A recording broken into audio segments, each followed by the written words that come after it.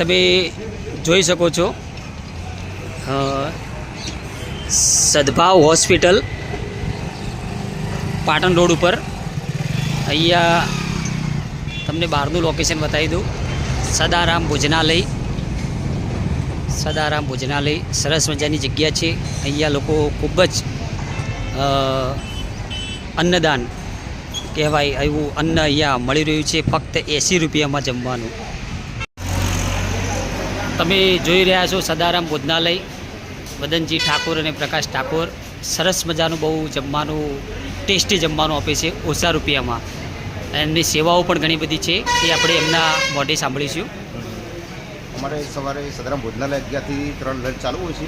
એમાં જમવામાં સવારે 3 શાક, દાળ ભાત, રોટલી, કચુંબર, પાપડ, શાક, રમકડા, 80 રૂપિયામાં ફૂલ અનલિમિટેડ, જેટલું ખાવું નહીં. કેટલા વર્ષથી સેવા આપો તમે? સાહેબ લગભગ 4 વર્ષથી. 4 વર્ષથી.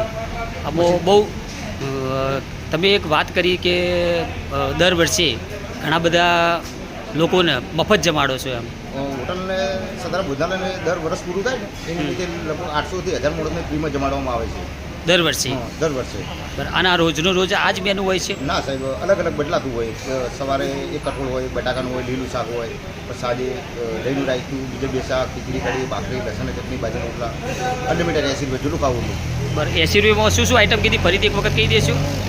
સવારે એક બટાકા ટોમેટાનું શાક હોય, એક કઠોળ હોય, એક લીલું શાક હોય, દાળ ભાત હોય, રોટલી હોય, કચુંબર હોય, પાપડ હોય, છાશ હોય, 80 રૂપિયા. સરસ મજાનું આયોજન તમે જુઓ તો આ ભાઈ, અને સરસ મજાનું સેવા પૂરી પાડી રહ્યા છે. અમને તો એવું જ લાગ્યું.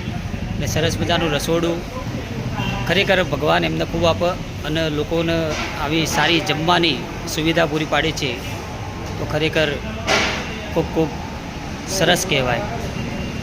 અત્યારે હું પણ આ પ્રસાદનો લાભ લીધો અને મને મારા દિલમાં ખૂબ એમ લાગ્યું કે ખરેખર સદારામ બાપાની જય હો, કે સરસ મજાનું રસોડું આ બંને ભાઈ ચલાવી રહ્યા છે.